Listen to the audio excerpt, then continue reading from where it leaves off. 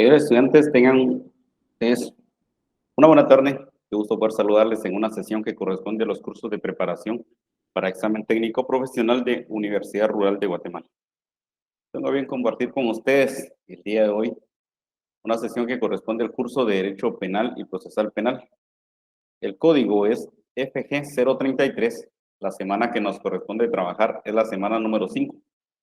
El tema que tenemos que trabajar en esta sesión se titula de los delitos en particular, que corresponde a la primera parte de los delitos contenidos en el libro segundo del Código Penal guatemalteco. Mi nombre es Daniel Antonio Reyes Pelico, catedrático, soy abogado y notario en el ejercicio liberal de la profesión. Y en esta sesión, el objetivo que vamos a perseguir en la clase es el siguiente: que al finalizar la clase el estudiante será capaz de analizar los delitos en particular, aplicando la teoría del delito y de la pena, para un óptimo desempeño en el ejercicio profesional. Bien, es necesario entonces, en este momento, poder indicar que existen instituciones fundamentales, principios fundamentales de que el Estado ha tenido la necesidad de organizarse para poder velar por la no transgresión a estos elementos fundamentales, que son denominados como bienes jurídicos tutelados, los cuales esos principios pues los recoge la ley penal, porque existe imposibilidad de otra rama del derecho del velar por el estricto cumplimiento de estos principios. No los puede ninguna otra rama del derecho proteger o velar por el respeto estricto a cada uno de ellos. Es por ello que a través de un órgano ordinario de carácter especial y permanente, denominado Congreso de la República, se ha emitido una norma jurídica que tiene por objeto el velar por el respeto a cada uno de estos bienes jurídicos. Estos bienes jurídicos van a estar contenidos en el Código Penal, el cual es el decreto 17-73 del Congreso de la República, los cuales recoge todos esos principios y los compila a través del Código Penal, clasificándolos en 15 títulos. El primero, vamos a encontrar que se encuentra, el primer título, de los delitos contra la vida y la seguridad de las personas, de los delitos contra el honor, de los delitos contra la libertad e indemnidad sexual, delitos contra la libertad y la seguridad de las personas, delitos contra el orden jurídico familiar y contra el Estado civil, delitos contra el patrimonio, delitos contra la seguridad colectiva, delitos contra la fe pública y patrimonio nacional, delitos de seguridad personal, delitos contra la economía, delitos contra la seguridad del Estado, delitos contra el orden institucional, y delitos contra la administración pública, delitos contra la administración de justicia y de los juegos ilícitos. Estos considerados como transgresiones de carácter graves que ponen en riesgo la seguridad de cada uno de estos bienes jurídicos. Recordemos que las transgresiones a las normas o el encuadrar una conducta a un tipo penal, en algunas ocasiones, pues, no tiene tanta trascendencia o alteración al orden social, por lo que se van a considerar en ciertas ocasiones como transgresiones leves, las cuales van a ser reguladas a través del libro tercero del Código Penal, en el cual se establecen las faltas, las cuales son de competencia para el juzgamiento a través de un juzgado de paz, tal y como establece el artículo 44 del Código Procesal Penal.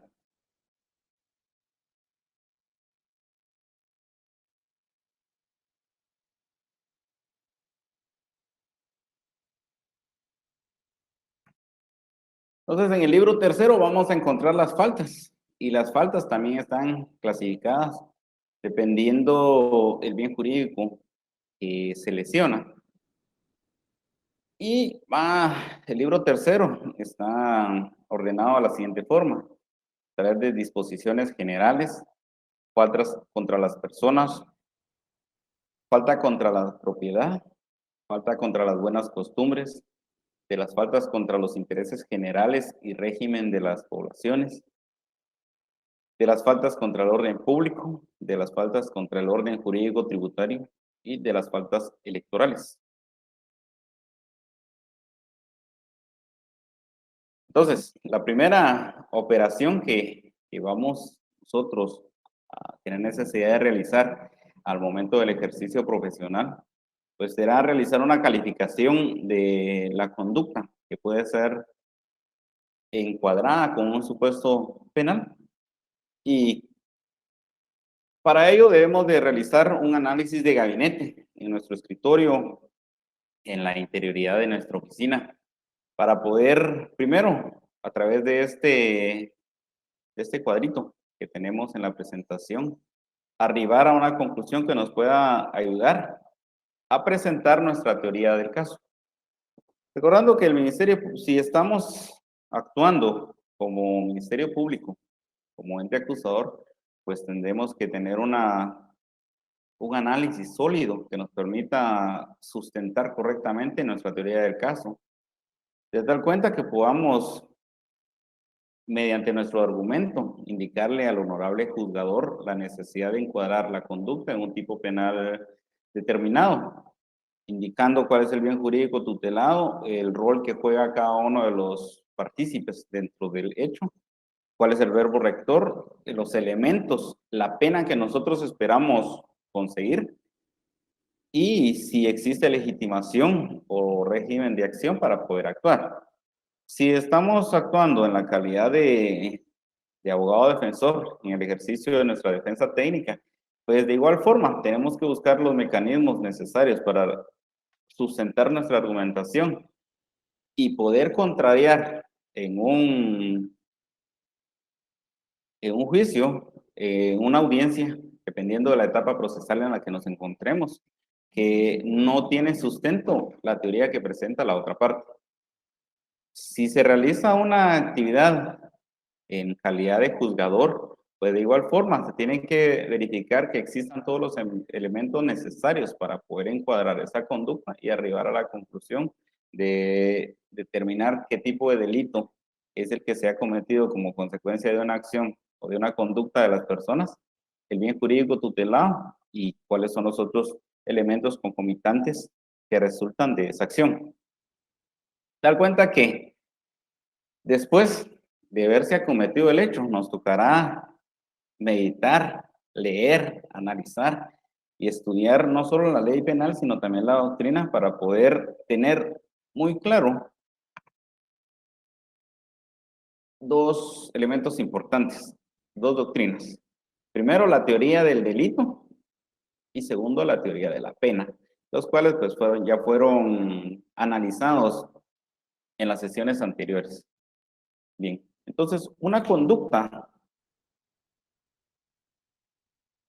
en algún momento puede hacer que por las circunstancias en las que se pueda revisar, exista un concurso aparente de normas.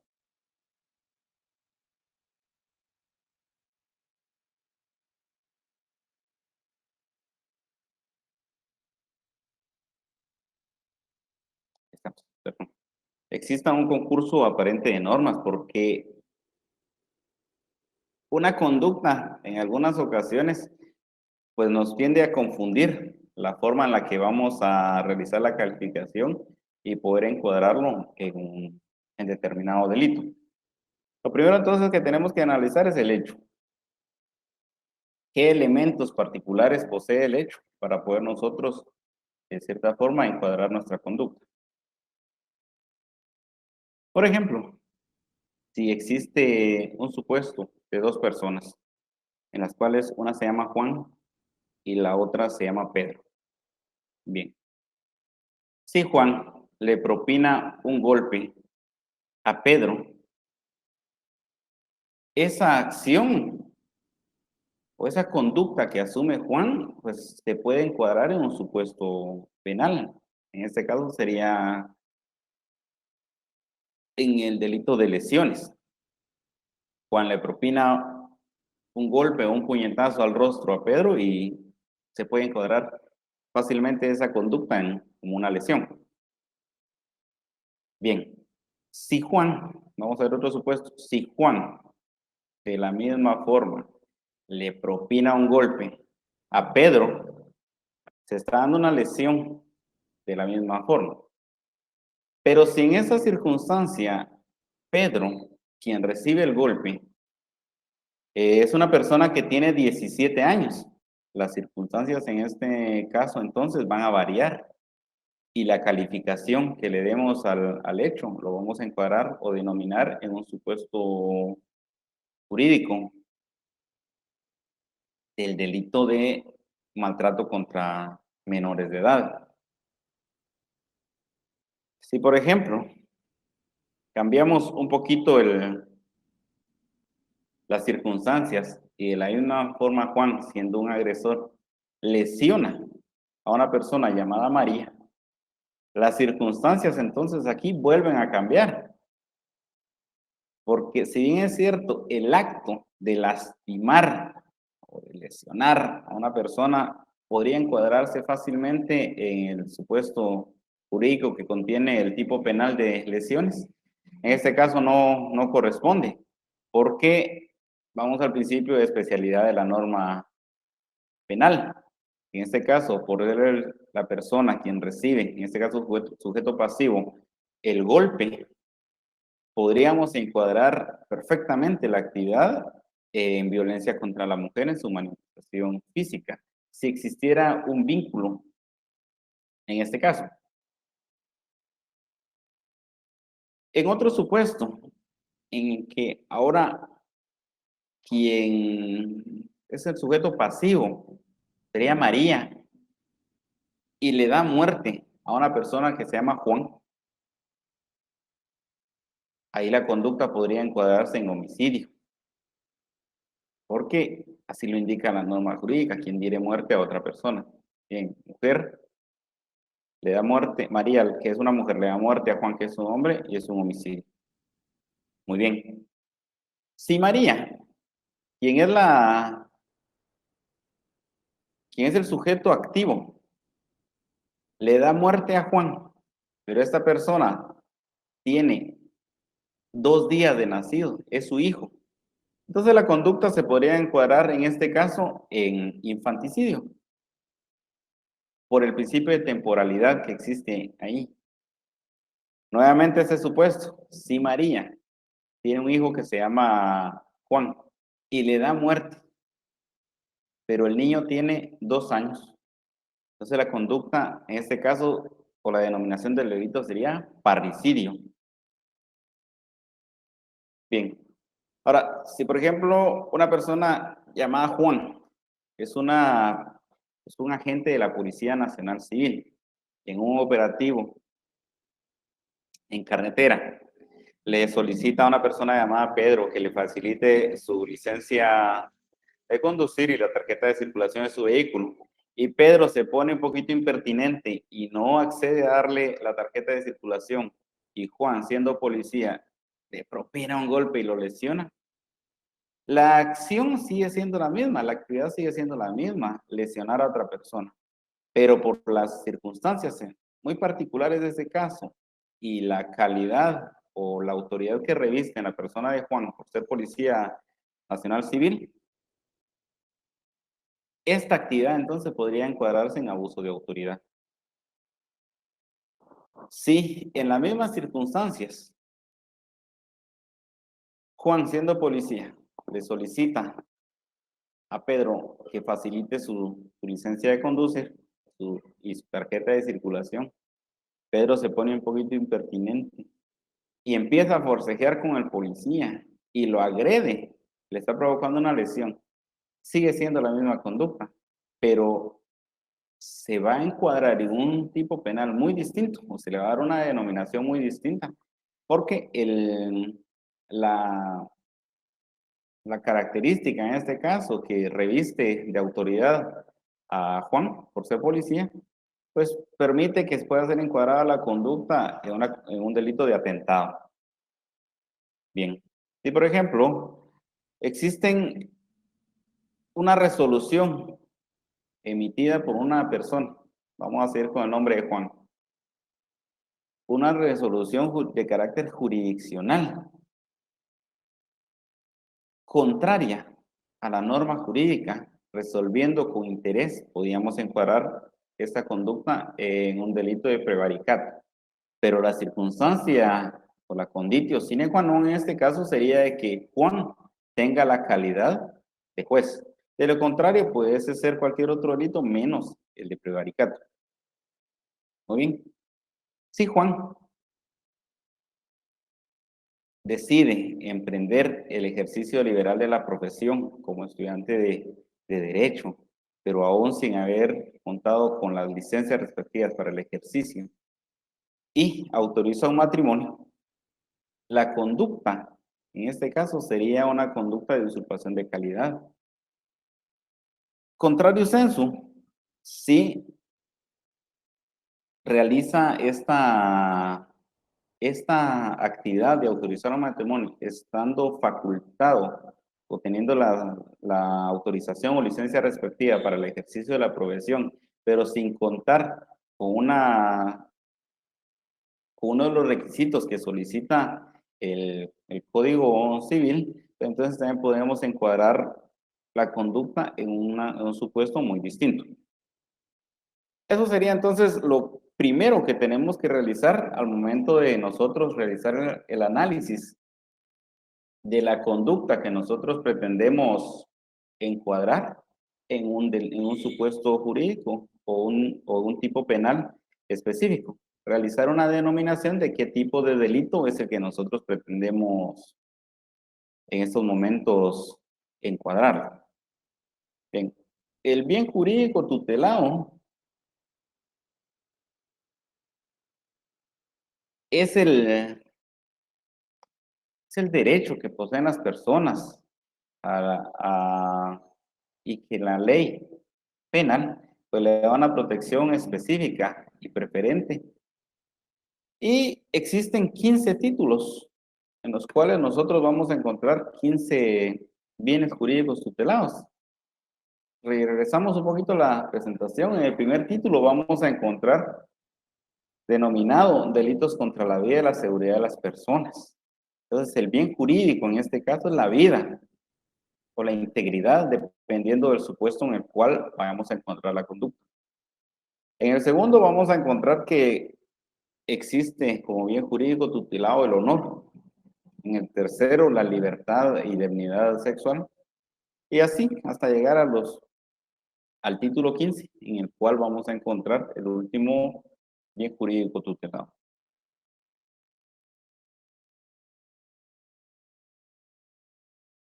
Bien.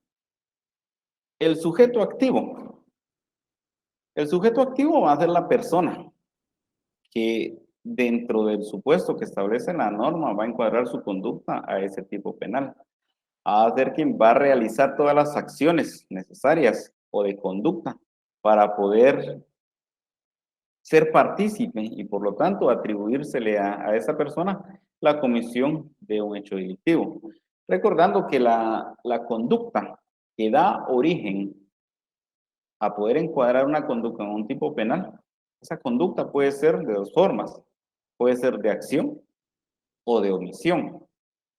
Entonces, dependiendo del tipo penal al cual nosotros ajustemos después de hacer un análisis esa conducta, requerirá dentro del supuesto que el sujeto activo haga o deje de hacer.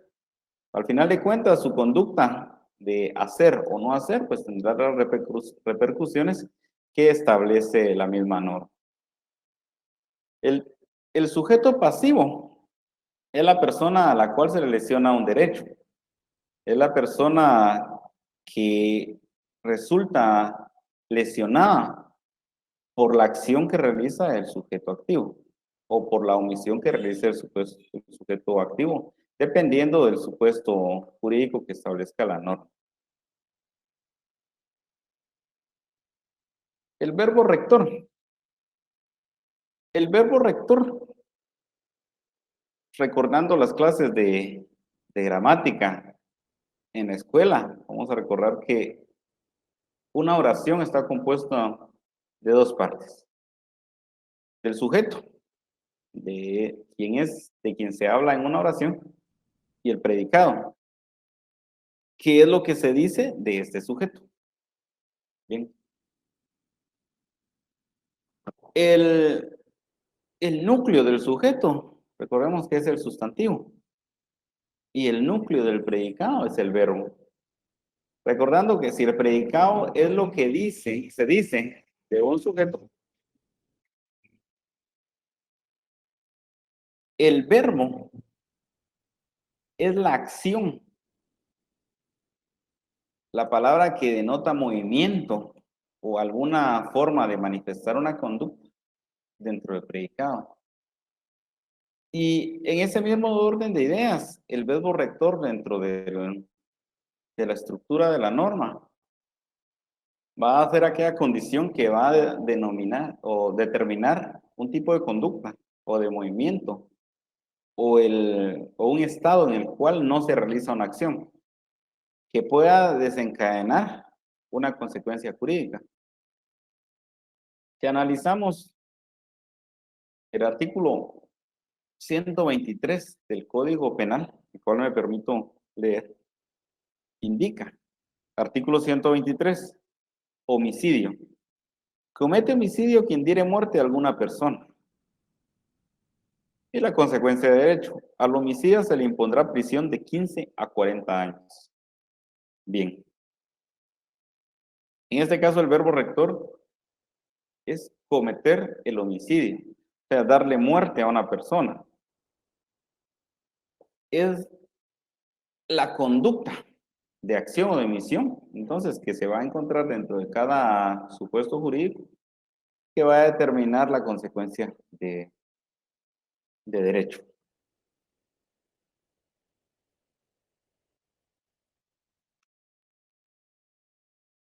Si revisamos el artículo 159 del Código Penal, del cual establece el delito de calumnia, indicando, es calumnia la falta de imputación de un delito de los que dé lugar al procedimiento de oficio. Entonces, el verbo rector es imputar un delito. Y cada uno de los supuestos jurídicos, entonces, va a tener un verbo rector, el cual permite establecer la conducta propiamente, que puede ser de acción o de omisión. Y tenemos el elemento lógico o necesario, que son todas las características muy particulares que van a revestir cada supuesto jurídico. El hecho de que una persona, que un sujeto pasivo sea una mujer, en relación a los supuestos anteriormente apuntados en el cual una persona, un hombre, le propina un golpe a una mujer, pues esos elementos lógicos y necesarios van a ser los que van a desencadenar la forma en la cual podamos encuadrar definitivamente una conducta o un tipo penal determinado. El elemento subjetivo del delito o de la acción, pues es el elemento intrínseco, la motivación que uno pueda tener para cometer determinado delito o la motivación que uno pueda tener para realizar determinada conducta. De dar cuenta que el elemento subjetivo va a estar condicionado por el dolo, por la culpa y por la preterintencionalidad. Recordando que el dolo básicamente es la intención que tiene una persona dentro del subconsciente de poner en marcha todos los medios necesarios para planificar el realizar una acción que puede ser lesiva para otra persona y contar con todos los elementos necesarios para poder asegurar el resultado dañino o dañoso. Y la culpa, que es una forma también de elemento subjetivo de realizar el pánico, pero esto se va a dar por dolo, perdón, por negligencia, imprudencia o impericia, que son los elementos doctrinales que se establecen en la culpa.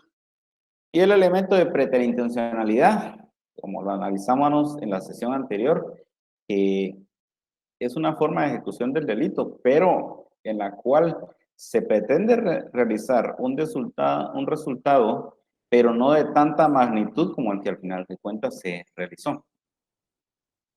El elemento objetivo, entonces, vamos a pasar al elemento objetivo, y va a ser todo el sustento abstracto que se establece en la norma jurídica. Toda la hipótesis que va a estar contenida dentro de la ley penal, en el cual una conducta es encuadrada a lo que establece la misma. Y la pena establecida como la legítima consecuencia de encuadrar una conducta a un tipo penal, que cada tipo penal pues establece cuál es la hipótesis y cuál es la consecuencia, que básicamente es la pena. Y el régimen de acción pues indica a quién le corresponde el poder iniciar la persecución de un hecho considerado como delictivo. ¿Quién es la persona o ente legitimado para poder iniciar la persecución penal y ante qué juez es el competente para poder conocer? Ese régimen de acción lo vamos a encontrar contenido en el artículo 24 del Código Procesal Penal. Al indicar dentro del capítulo 2 la persecución penal, que básicamente es el poder para perseguir ante los tribunales de justicia la acción de los responsables de la comisión de un delito. Y van a existir tres tipos de acciones. Una acción denominada acción pública, una acción denominada acción dependiente de instancia particular o que requiere autorización estatal, y una acción denominada acción privada. Y vamos a iniciar delimitando este régimen de acción al tenor de lo que establece el artículo 24.4, indicando acción privada, e indica que serán perseguibles solo por acción privada los delitos siguientes. E inicia indicando, número 1, los delitos contra el honor, los daños, los relativos al derecho de autor y de propiedad industrial, delitos informáticos, la violación y revelación de secretos, la estafa mediante cheque. Aquí nos delimita el régimen de acción únicamente a los delitos anteriormente apuntados y también legitima, ¿sí?, al sujeto pasivo que ha sufrido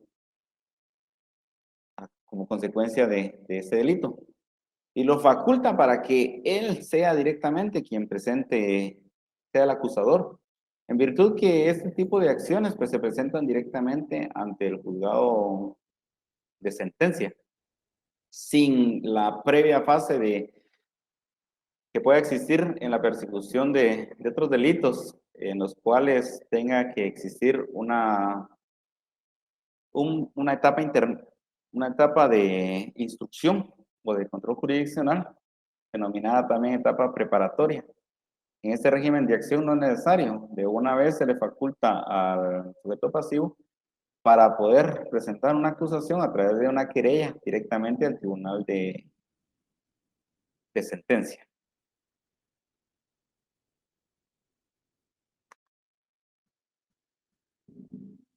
Bien, el artículo 24 ter indica acción pública dependiente de instancia particular. Para la persecución Por el órgano acusador del Estado dependerá la instancia particular, salvo cuando medien razones de interés público los delitos siguientes. También acá se le faculta al Ministerio Público como ente acusador del Estado, en representación del Estado, que no el artículo 251 de la Constitución, pero a instancia de parte. Y nos establece 10 supuestos en los cuales se pueden realizar esa persecución a instancia de parte. Voy a leer 2. Indica las lesiones leves o culposas y contagio venéreo. Anteriormente estaba la negación de asistencia económica e incumplimiento de deberes. La amenaza, allanamiento de morada. La negación de asistencia pues ha quedado fuera de este ámbito, pero aún figura dentro de la ley, por lo tanto se le dio lectura. Y entonces llegamos al artículo 24 bis, en los cuales indica la acción pública. Y esto nos indica que serán perseguibles de oficio por el Ministerio Público en representación de la sociedad todos los delitos de acción pública, o sea, el resto de los cuales no están ni contenidos dentro de los de instancia particular y tampoco están contenidos dentro de los de instancia privada, todos los demás, excepto los delitos contra la seguridad de tránsito y aquellos cuya pena principal sea pena de multa, que serán tramitados y resueltos por denuncia ante la autoridad competente conforme al juicio de faltas que establece este código, que son competencias del juez de paz.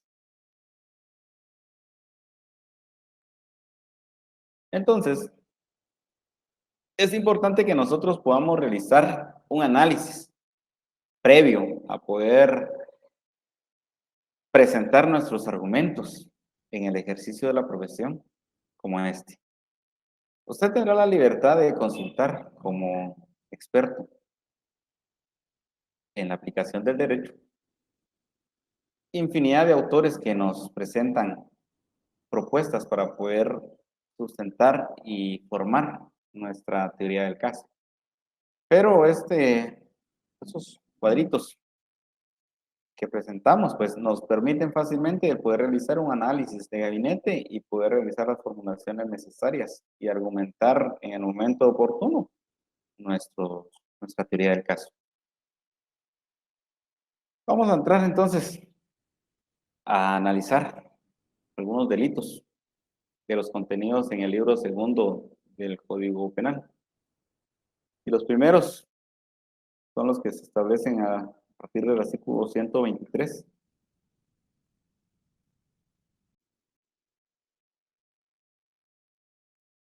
En el título primero, que son los delitos contra la vida y la seguridad de las personas.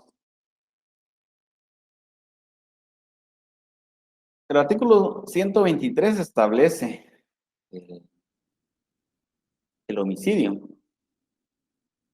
Artículo 123. Comete homicidio quien diere muerte a alguna persona.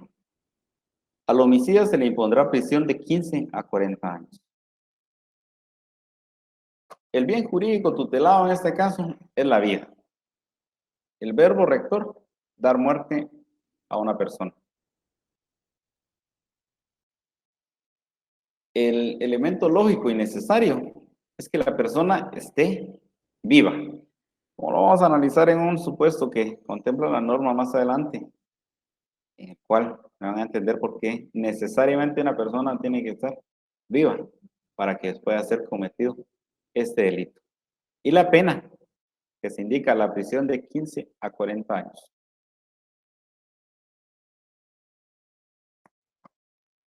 Condición estrictamente necesaria para cometerse este delito a la fecha por el principio de especialidad, que la persona que haya fallecido sea un hombre. De lo contrario, por el principio de especialidad, si se comete en contra de una mujer, puede ser considerado como femicidio.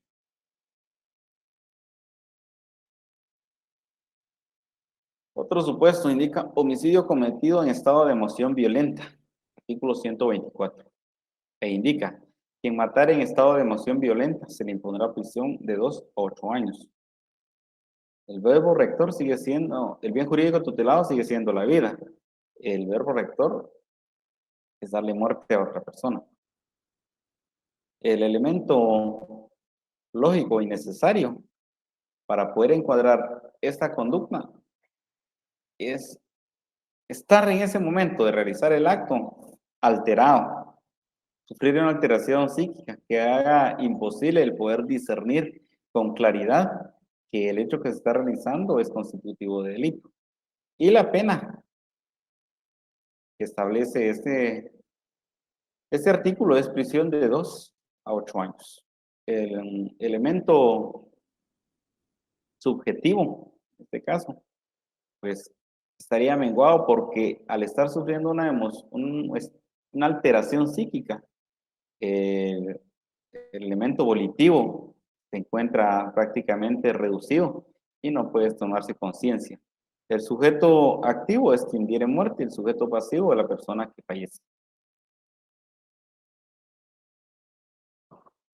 Artículo 125. Homicidio en riña tumultuaria. Indica, cuando riñendo varios y acometiéndose entre sí, confusa y tumultuariamente, hubiere resultado muerte de una o más personas y no constare su autor, pero si los hubiere causado lesiones graves, se impondrá a estos prisión de 6 a 12 años. Necesariamente entonces aquí tienen que existir más de 2 personas para poder realizar esta actividad. Confusamente no se puede establecer quién ha sido la persona, entonces se puede inferir que todas las personas son directamente responsables. Homicidio preterintencional. Artículo 126. Quien cometiere homicidio preterintencional será sancionado con prisión de 2 a 10 años. Es muy importante, si recuerdan las sesiones anteriores, indicamos que para poder solicitar al juez que se encuadre una conducta en la cual tiene inmersa la preterintencionalidad, debe específicamente estar nominada así dentro de la ley penal. No podemos nosotros alegar al honorable juzgador un asesinato preterintencional, porque la norma jurídica no contempla ese tipo de conducta o ese tipo penal.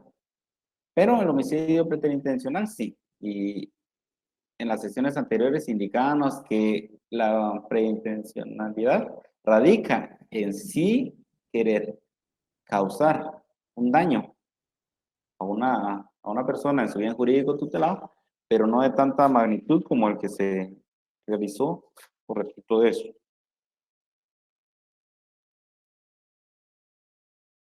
Homicidio culposo, artículo 127. Al autor de homicidio culposo se le sancionará con prisión de 2 a 5 años.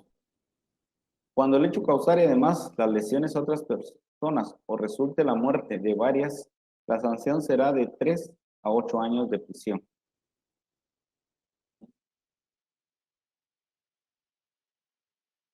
Inducción o ayuda al suicidio. Artículo 128. Quien indujere a otro al suicidio o le prestare ayuda para cometerlo, si ocurriere la muerte, se le impondrá prisión de 5 a 15 años. Si el suicidio no ocurre, pero su intento produce lesiones de las comprendidas en los artículos 146 y 147 de este código, la pena de prisión será de 6 meses a 3 años. Bien, entonces, el verbo rector en este caso es inducir o prestar ayuda. En la imagen que tenemos acá sería básicamente una especie de eutanasia la que se podría determinar en algún caso. Si es que una persona le solicita ayuda a otra para poder quitarse la vida. Y puede también ajustarse si una persona induce a través de cualquier medio persuasivo a otra persona para que se suicide. La pena, como indicamos, ya está plenamente establecida, que puede ser en 2 supuestos, de 5 a 15 años de prisión o de 6 meses a 3 años, según el resultado de la actividad. Infanticidio. Artículo 129. Indica la madre que impulsada por motivos íntimamente ligados a su estado, que le produzcan indudable alteración psíquica, matare a su hijo durante el nacimiento o antes de que haya cumplido 3 días, es decir, 2 días, será sancionada con prisión de 2 a 8 años. Bien, entonces acá el elemento lógico necesario es la temporalidad, que el niño o la niña no haya cumplido 3 días de nacido, es decir, 2 días. Porque después de los 3 días, si ocurriera una actividad de esas en las cuales la conducta de la persona es de matar a su bebé o a su niño, entonces estaríamos frente a otro tipo penal denominado parricidio. Suposición de muerte. Indica este artículo: quien maliciosamente se hiciere pasar por muerto o conociendo la existencia del proceso instruido con ocasión o con motivo de su fallecimiento, no se manifestare, será sancionado con prisión de 1 a 5 años. En este supuesto, el bien jurídico tutelado, pues no es la vida. Aquí este supuesto sería más acorde a los delitos contra el Estado civil, pero un error legislativo lo colocó dentro de este título y pues se tiene aquí en este título. El verbo rector es hacerse pasar por muerto o conociendo un proceso instruido con ese motivo que la persona ha muerto, pues esta persona no dice nada. Se es constitutivo de delito esta conducta. Bien. El capítulo 2 del título primero del libro segundo del Código Penal, tiene contemplado los homicidios calificados. Y se van a llamar homicidios calificados porque la forma de cometer el hecho delictivo, pues denota un mayor grado de peligrosidad, un grado de perversidad por parte del sujeto activo del delito, que inmediatamente denota eso, una peligrosidad y un repudio mayor por parte de la sociedad. Dentro de estos delitos calificados, homicidios calificados, vamos a encontrar primero el parricidio, contenido en el artículo 131, e indica: en conociendo el vínculo, matare a cualquier ascendiente o descendiente, es decir, padre o hijo, o a su cónyuge, o a la persona con quien hace vida marital, será castigado como parricida con 25 o 50 años. Bien. En este supuesto, el parricidio solo puede ser realizado por una mujer que mata a su padre o a su madre o a su hijo o a su hija, una hija o una madre que mata a su hijo, ¿verdad? Nunca puede ser que una persona mate a su cónyuge, porque en este caso entonces estaríamos frente a un delito de femicidio. De la misma cuenta, una persona no puede matar a su mamá o no puede matar a su hija porque de igual cuenta el principio de especialidad de la norma indica que tendría que aplicarse la ley de violencia de femicidio y violencia contra la mujer, específicamente encuadrando la conducta en un tipo penal de femicidio. Asesinato, contenido en el artículo 132, indica que comete asesinato quien mate a una persona, pero establece particularidades muy específicas que hacen entender el nivel de peligrosidad de la persona que realiza esta conducta. Número 1 dice con alevosía. 2, con precio, recompensa, promesa, ánimo de lucro, por medio o en ocasión de inundación, incendio, veneno, explosión, desmoronamiento, derrumbe de edificio u otro artificio que pueda ocasionar gran estrago. 4, con premeditación conocida. 5, con ensañamiento. 6, con impulso de perversión brutal. 7, para preparar, facilitar, consumar y ocultar otro delito o para asegurar su resultado o la inmunidad para sí o para copartícipes o por no haber obtenido el resultado que se hubiera propuesto al intentar el hecho otro hecho punible. 8, con fines terroristas o en desarrollo de actividad terrorista. Entonces, estas particularidades o circunstancias en las cuales se comete el delito, pues hacen denotar una mayor peligrosidad y perversidad en este supuesto. Ejecución extrajudicial. Comete el delito de ejecución extrajudicial quien por orden, con autorización, apoyo o adquiescencia de autoridades del Estado, privar en cualquier forma de la vida a una o más personas por motivos políticos.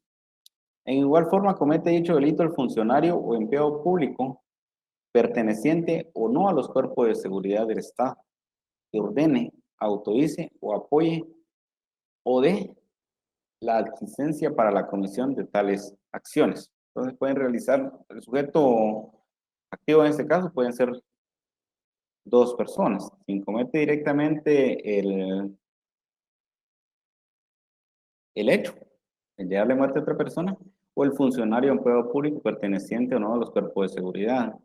Se le llama ejecución extrajudicial porque existe una ejecución completamente judicial, que esto se recoge en la pena de muerte, que es, al final de cuentas, un homicidio, pero por las circunstancias en las cuales se realiza, pues constituye una ejecución de forma legal. Y este supuesto que establece la norma del artículo 132, pues es una ejecución extrajudicial.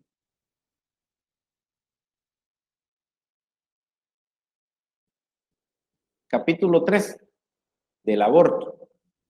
Y el artículo 133 establece el aborto es la muerte del producto de la concepción en cualquier momento de la preñez. Es decir, desde el momento de la concepción hasta el momento previo a su nacimiento constituyen delito de aborto.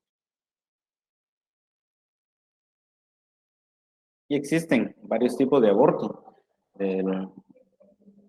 Al tenor del artículo 134 encontramos el aborto procurado. Y los supuestos que establece es la mujer que causare su aborto o consintiere que otra persona lo cause. Será sancionada con prisión de 1 a 3 años. Si lo hiciera impulsada por motivos que ligados íntimamente a su estado le produzcan indudable alteración psíquica, la sanción será de 6 a 2 años de prisión. Entonces, dependiendo de la circunstancia en la cual se cometa, el resultado, la consecuencia que crea la pena, pues va a variar. Aborto con o sin consentimiento. Artículo 135. Indica, quien de propósito causare un aborto será sancionado, primero, con prisión de 1 a 3 años si la mujer lo consintiere. 2, con prisión de 3 a 6 años si obrare sin el consentimiento de la mujer. Si se hubiera empleado violencia, amenaza o engaño, la pena será de 4 a 8 años de prisión. Pues dependiendo de las circunstancias en las cuales se realice, la persona que lo realice, si es un profesional o no, y el consentimiento que pueda existir con la mujer. De estas circunstancias pues va a variar la pena a imponerse. Aborto calificado, artículo 136. Si a consecuencia del aborto consentido o de las maniobras abortivas consentidas resultare la muerte de la mujer, el responsable será sancionado con prisión de 3 a 8 años. Si se tratare de aborto o maniobras abortivas efectuado sin consentimiento de la mujer o sobreviniere la muerte de estas, responsable será sancionado con prisión de 4 a 12 años. El aborto terapéutico indica que no es punible el aborto practicado por un médico con el consentimiento de la mujer previo diagnóstico favorable de por lo menos otro médico.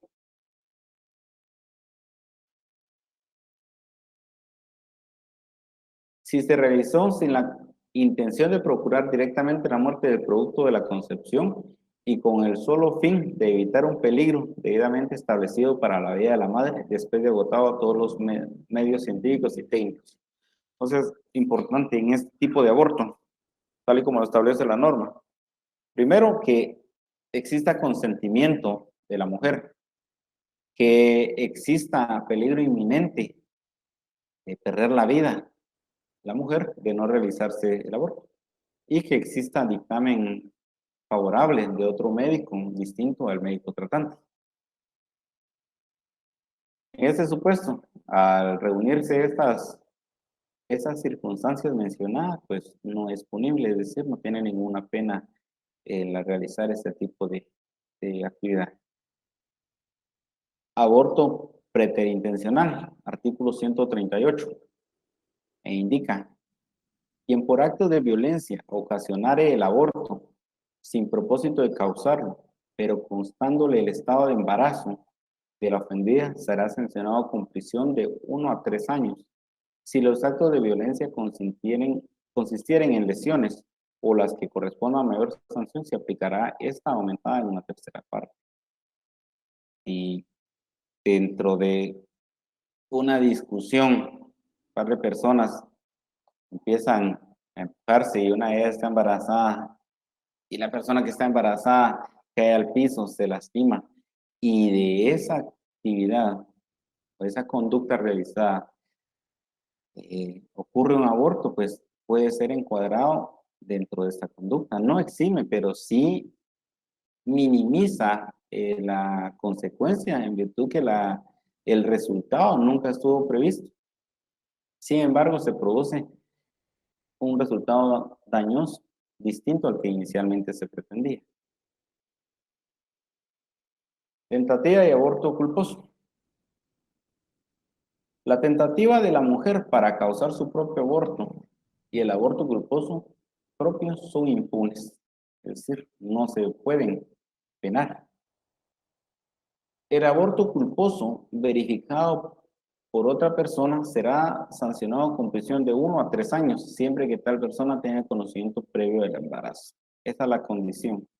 Aunque en la práctica es una cuestión muy difícil de probar el conocimiento previo de que la persona esté embarazada. Agravación específica, artículo 140. El médico que abusando de su profesión, causar el aborto o cooperare en él, será sancionado con las penas señaladas en el artículo 135, con multa de 500 a 3.000 quetzales, con inhabilitación para el ejercicio de su profesión de 2 a 5 años. Iguales sanciones se aplicará, en su caso, a los practicantes o personas con títulos sanitarios, sin perjuicio relativo al concurso de delitos. Bien. Llegamos entonces al capítulo 4 del título primero. Y aquí vamos a encontrar que existen delito de agresión, delito de disparo de arma de fuego y la no aplicabilidad en algunos casos.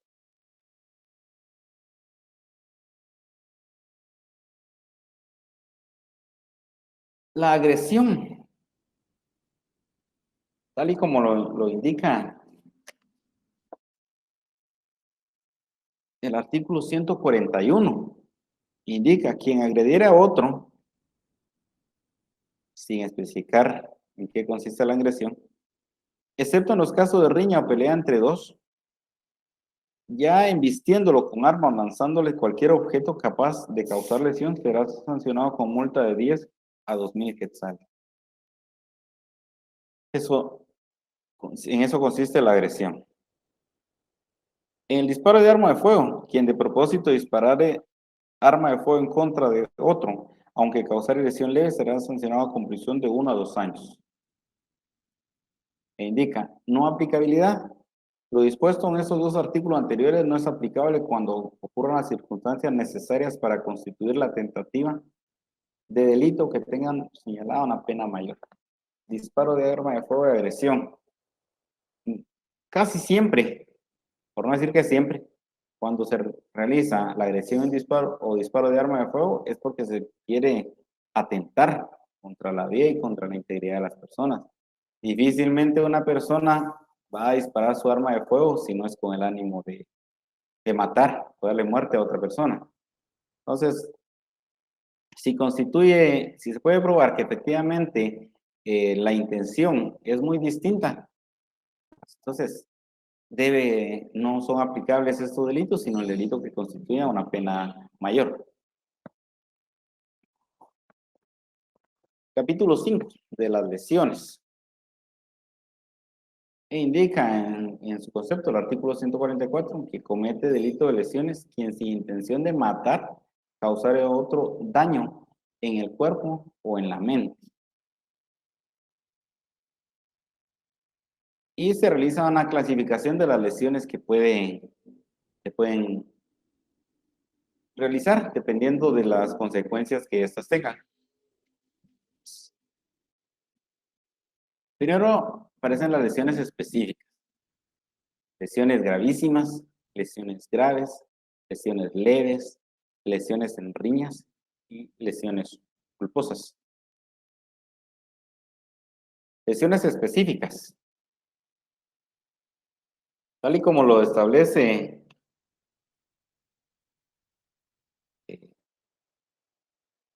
nuestro Código Penal, nuestra ley penal material, existen formas en las cuales se puede realizar. E indica el artículo 145, quien de propósito castrare o esterilizare, dejare ciego o mutilare a otra persona será sancionada con prisión de 5 a 12 años. Por ello que la imagen que tenemos en la presentación es de un procedimiento denominado vasectomía, en el cual médicamente se puede tener un control de, de un control para poder de reproducción, control reproductivo que se realiza específicamente en los hombres, al conectar un conducto diferente que transmite espermas. Esa es una forma de esterilización, pero si es un procedimiento médico consentido, pues no hay ninguna dificultad. La conducta prohibida que establece la norma indica quien de propósito castrare o esterilizare, pero se supone que realizar este procedimiento sin el consentimiento de la persona. En este entonces sí se podría encuadrar específicamente esa conducta en el tipo penal que describe la norma. Lesiones gravísimas. Indica el artículo 146 dentro de varios puestos que establece, quien causare a otro lesiones gravísimas será sancionado con prisión de 3 a 10 años, que sería la pena o consecuencia de derecho. Es lesión gravísima la que se produjere alguno de los resultados siguientes. Y aparece enfermedad mental o corporal cierta o probablemente incurable, inutilidad permanente para el trabajo, pérdida de un miembro principal o del uso de la palabra, pérdida en un órgano o un sentido, incapacidad para engendrar o concebir. Por ello de la imagen que aparece dentro de las lesiones gravísimas. Lesiones graves, las que regula el artículo 147 y dentro de lo que establece la norma indica quien causare a otro lesión grave será sancionado con prisión de 2 a 8 años. Es lesión grave la que produce en alguno de los resultados siguientes: debilitamiento permanente en la función de un órgano, de un miembro principal o en un sentido. En este caso sería el sentido de la vista el que ha sido gravemente afectado. Lesiones leves. Quien causare a otro lesión leve, según el artículo 148, será sancionado con prisión de 6 meses a 3 años. Y en este supuesto, para concordar con la imagen en el numeral 3, cicatriz visible y permanente en el rostro. Lesiones en riña, artículo 149. Cuando en riña tumultuaria se causaren lesiones, es decir, como indicamos en los supuestos anteriores, más de 2 personas sin poder determinar efectivamente quién es el autor de esta actividad. Lesiones culposas. Indica que quien causare lesión por culpa, aun cuando sean varias las víctimas del mismo hecho, será sancionado con prisión de 3 meses a 2 años. Y la misma norma establece algunos otros supuestos, indicando quien maneje con un vehículo en estado etílico, si es un piloto de transporte colectivo, también. La imagen que aparece en la presentación es de un hecho de tránsito, que regularmente ocurren ese tipo de lesiones por accidente de tránsito, pero no necesariamente tiene que ser una lesión producto de un hecho de tránsito. Cualquier lesión, siempre y cuando sea con esa característica, que el resultado sea producido por negligencia, imprudencia o impericia.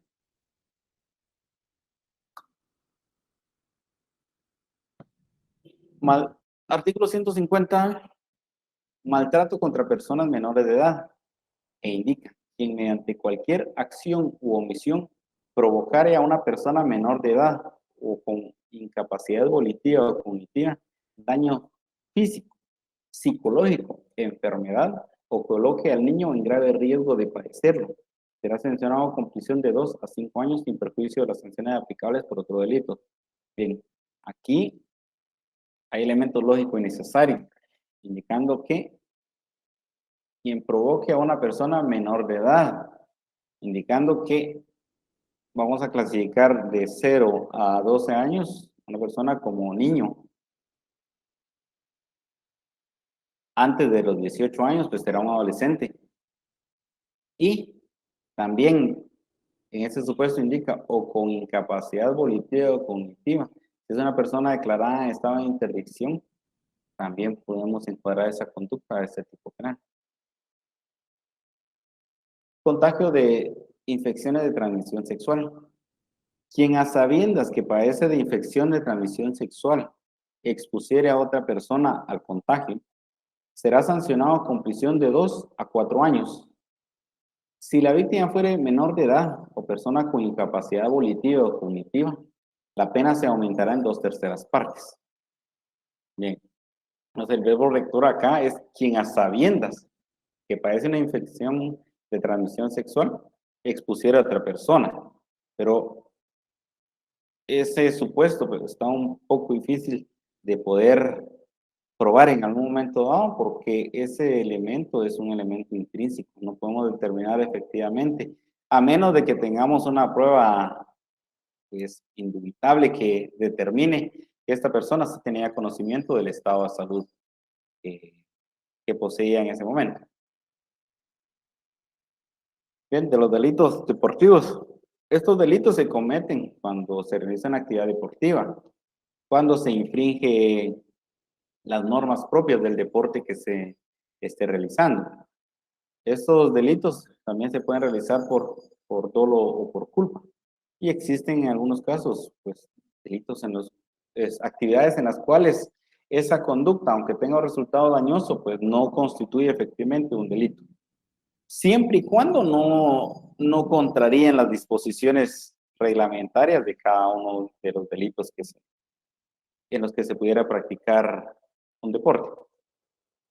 Ahora, hay un artículo bien interesante en estos delitos deportivos.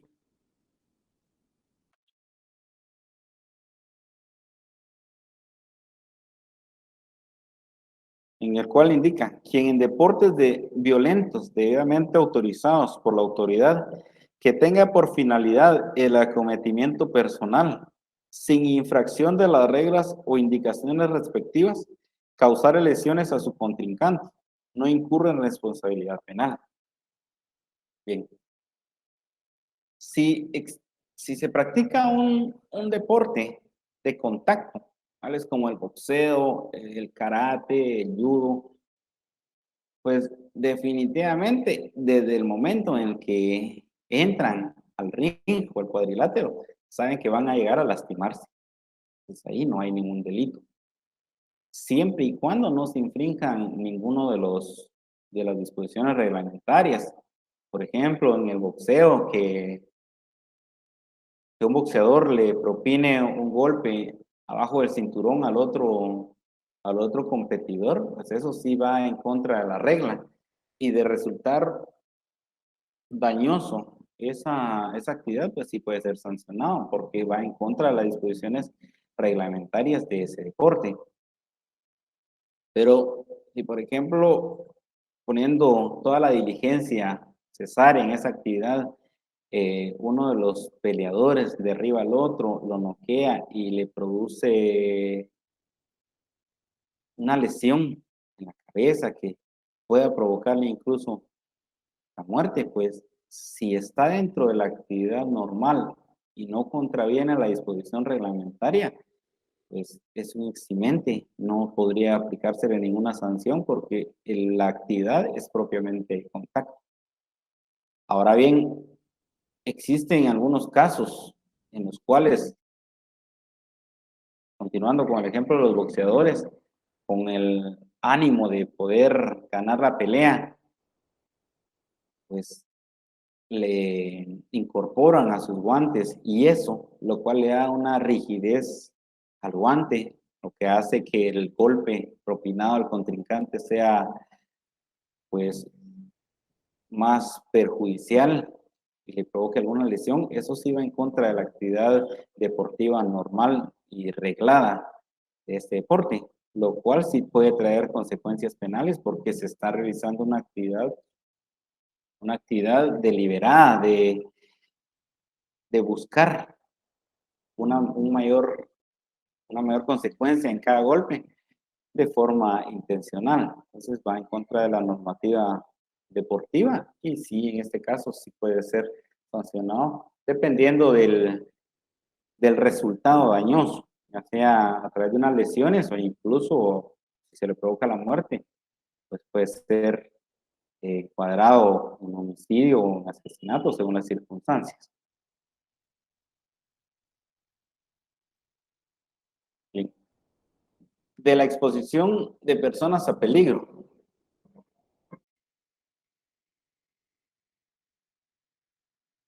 E indica abandono de niños y personas desvalidas, abandono por estado afectivo, omisión de auxilio y empleo de personas menores de edad en actividades laborales lesivas a su integridad y su dignidad. Esos son los supuestos que establece la norma, los tipos penales que establece la norma en este apartado. De los delitos contra la seguridad de tránsito.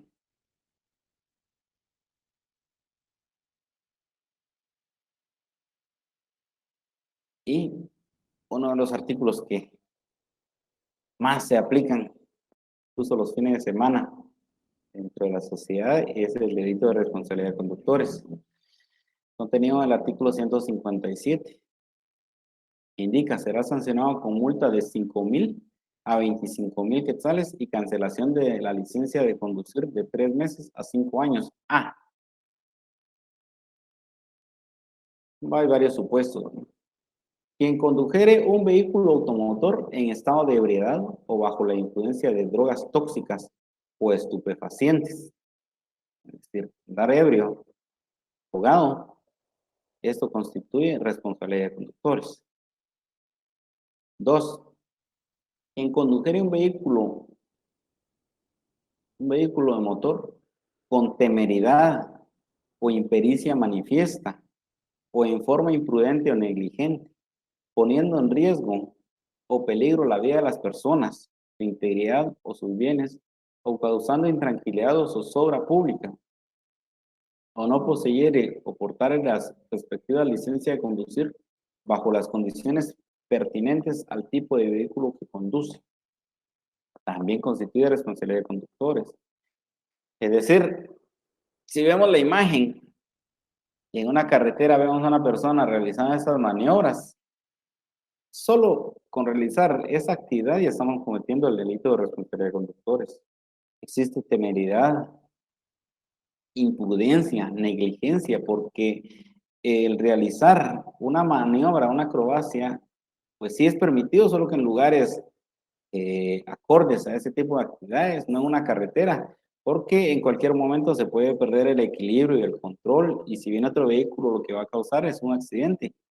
Entonces existe imprudencia, negligencia, y puede estar la persona sobria, puede estar la persona y con la licencia respectiva al tipo de vehículo que maneja, pero si se dan esos supuestos de imprudencia o negligencia o poniendo en riesgo la vida de las personas o su integridad, pues sí puede encuadrarse esa conducta en ese tipo penal.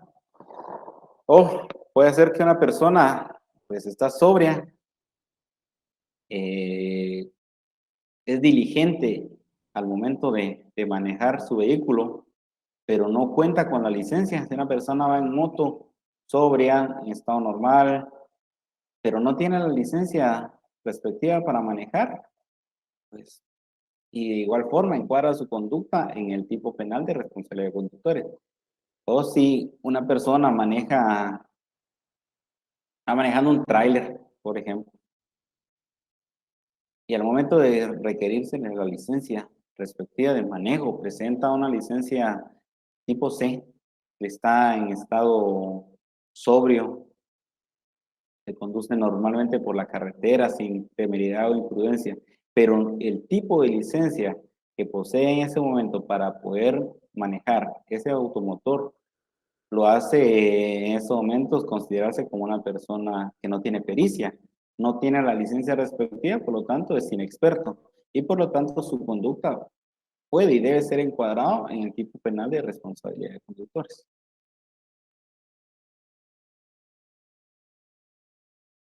Y si como consecuencia de la conducta irregular contenida en el numeral 1 del presente artículo resultare lesión o daño, cualquiera sea su gravedad, la pena a imponer será de 3 años a 5 años de prisión, incluida la cancelación definitiva de la licencia de conducir en el caso de piloto de vehículo.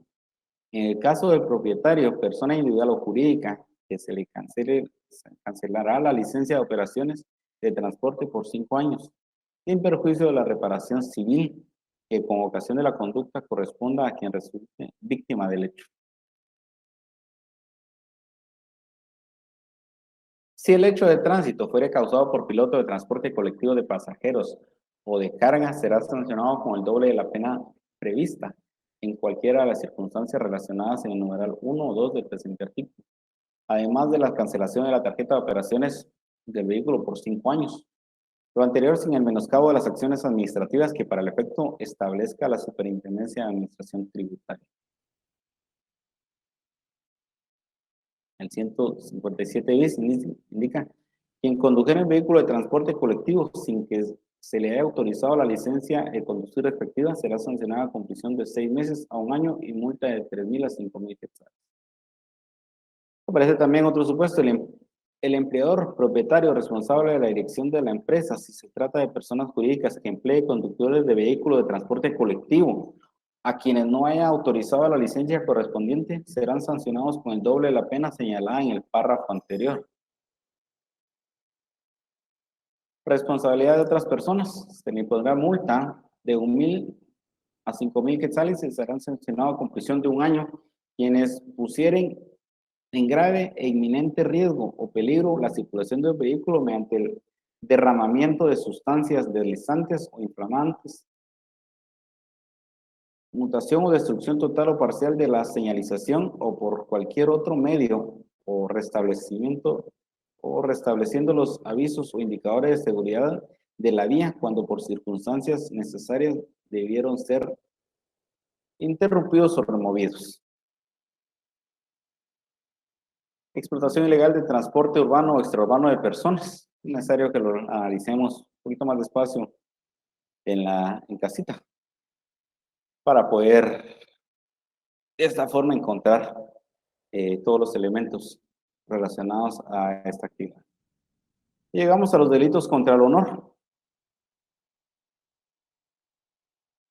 Delitos contra el honor. Y recordemos que la integridad, en este caso no está el bien jurídico tutelado acá, no es la vida, sino la integridad de las personas.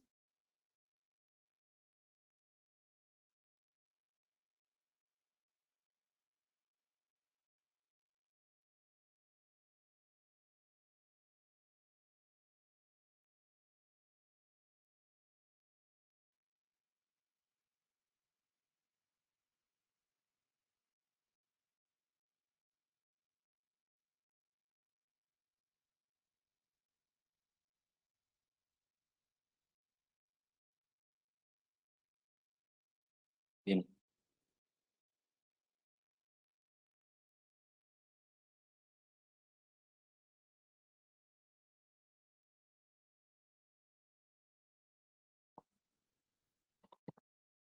Bien, entonces en este caso, en los delitos contra el honor, pues lo que se lesiona es la integridad de las personas, considerándose que el honor de las personas como una parte integral y de las más preciadas que pueda tener cada una de cada uno de nosotros. La palabra honor pues viene de un latinazo, denominado onus o honoris, que describe ciertas calidades, que indica que el honor describe la rectitud que tiene una persona, la decencia que tiene una persona, la dignidad, la fama y el respeto que esta persona tiene. En la antigua Roma era importante el honor, porque esto le daba una posición sobresaliente a la persona que es honorable. En la actualidad el honor sigue siendo tan importante como lo era en Roma, porque en Roma el honor le permitía a las personas alcanzar un estatus o una posición en cuanto a alcanzar un puesto de mando, al ser un pretor, un juez, un abogado.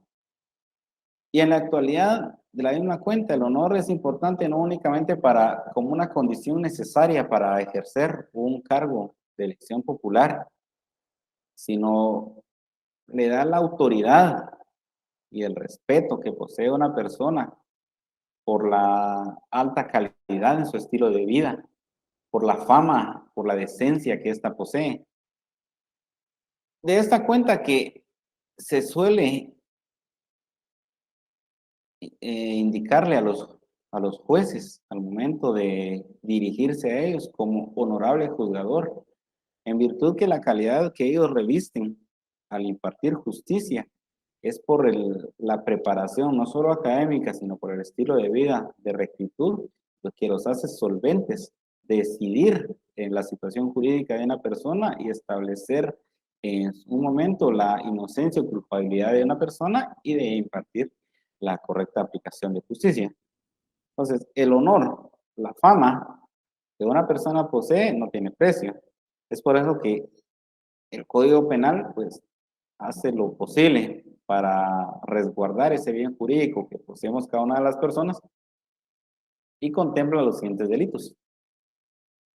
Aquí indica que etimológicamente el honor proviene del onus, honoris, que describía ciertas cualidades, rectitud, decencia, dignidad, gracia, fama y respeto que deberían tener las personas que ejercen un cargo público. De ahí también la palabra honesto, honrado, honradez, honra, honorable, y etc. Todas las que ya habíamos indicado anteriormente. Entonces, primer delito, calumnia, artículo 159. Es calumnia la falsa imputación de los delitos de los que den lugar a procedimiento de oficio. El responsable de la calumnia será sancionado con prisión de 4 meses a 2 años. Bien. Entonces, voy a hacer que Juan empiece a indicar que María, su vecina, pues tiene la costumbre de robar. Por lo tanto, es una ladrona. Esa acusación pudiese dar inicio a una persecución de un delito, a un procedimiento de oficio. La fama entonces de María se ve seriamente afectada por esa acusación y por considerarla dentro de la sociedad como una persona ladrón. Ahora, lo interesante de este delito es que permite una veracidad de la imputación al indicar si José o Juan, perdón, que efectivamente María sí es ladrona porque él tiene las grabaciones de las cámaras de seguridad en las cuales se evidencia que efectivamente María ha estado metiéndose a las casas y ha estado robando. Hay una veracidad en la afirmación en este caso. Por lo tanto, el delito de calumnia no operaría.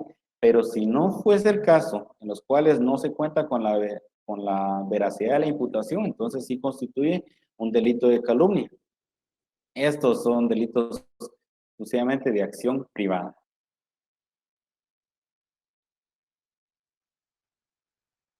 La injuria, artículo 161.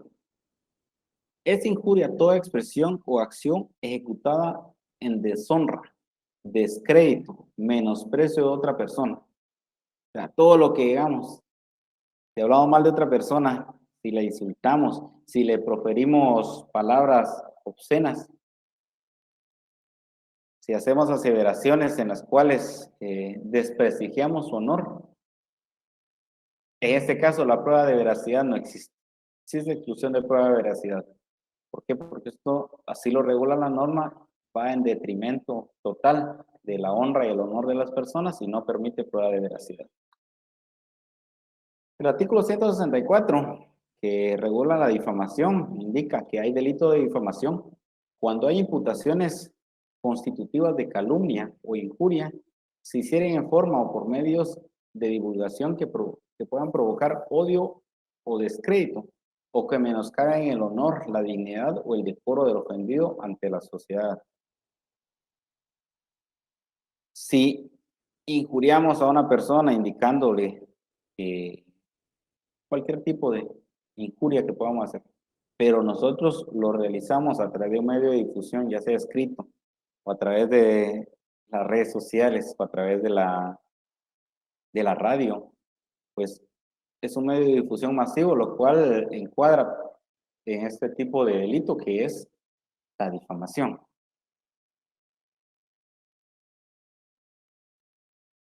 Publicación de ofensas. Quien a sabiendas reprodujere por cualquier medio injurias o calumnias inferidas por otros será sancionado como autor de las mismas de 2 a 5 años. Si en algún momento vemos que existe una injuria en contra de otra persona en una red social y nosotros la compartimos, estaríamos encuadrando nuestra conducta en este tipo penal. Excepciones. Artículo 166. No incurre en delito de calumnia, injuria o difamación siempre que no haya obrado por interés o con ánimo de perjudicar. Primero, quien manifestare técnicamente su parecer sobre alguna producción literaria, artística o científica. Segundo, quien por razón de cometido expresare su juicio sobre la capacidad, instrucción, aptitud o conducta de otra persona. Bien, en el primer supuesto, si manifestara técnicamente su parecer sobre alguna producción literaria, artística o científica, quien expresa es o manifestare técnicamente debe tener esa calidad de técnico, debe estar al mismo nivel de la persona que reproduce alguna obra. En el segundo supuesto, por razones cometidos expresamente en su juicio sobre la capacidad de instrucción, actitud o conducta de otra persona, pues corresponde calificar la actividad, pero por razón del cargo que ejerce. Si, si, por ejemplo, presentamos una renuncia a la acción penal, por ejemplo, se me ocurre, y el juez no le da valor al documento que presentamos porque no contiene de forma técnica el memorial presentado por el abogado, no tiene los requisitos necesarios para poder ser considerados y declara que no existe los elementos necesarios para que ese documento sea considerado como válido, no es ningún tipo de, de conducta que constituye calumnia e injuria, porque se está calificando por razón de su cargo y está emitiendo una opinión únicamente sobre la capacidad del documento. En ese caso, entonces, estaríamos ante un caso de las excepciones contenidas en el código. Modos de comisión.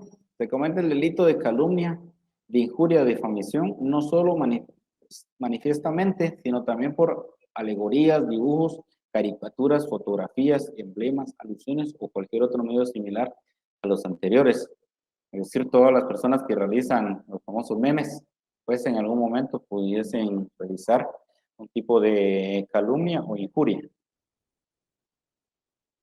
Cesación del procedimiento. Cesará la tramitación del proceso por calumnia, injuria o difamación si el acusado se retracta públicamente antes de contestar la querella o en el acto de hacerlo y el ofendido aceptare su retractación. Si tratándose de calumnia e injuria encubiertas o equívocas, el acusado diera explicaciones satisfactorias antes de contestar la querella o en el momento de hacerlo. Régimen de acción. Solo pueden ser perseguidos por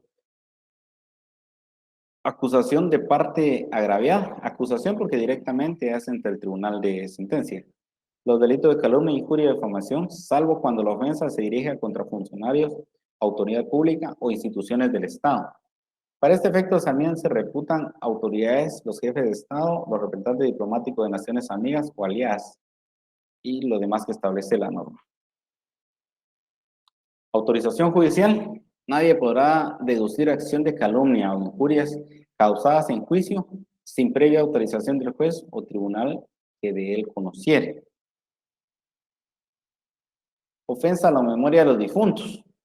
Cuando se ofendiera la memoria de un difunto, la acción por calumnia, injuria o difamación correspondiera al cónyuge. Cualquiera de los ascendientes, descendientes, hermanos del difunto o herederos del mismo. Muy bien, básicamente cuando se comete este tipo de acción, pero con una persona, en contra de una persona, o en descrédito de la memoria de una persona que ya haya fallecido. Extinción de la pena. El perdón de la parte ofendida extingue la responsabilidad penal.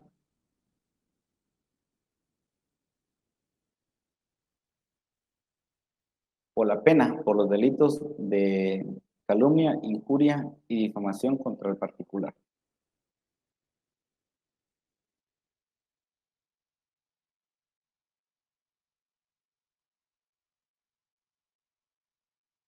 Bien.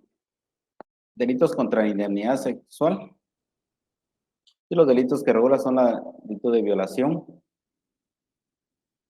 agresión sexual, agravación de la pena y los delitos de indemnidad sexual,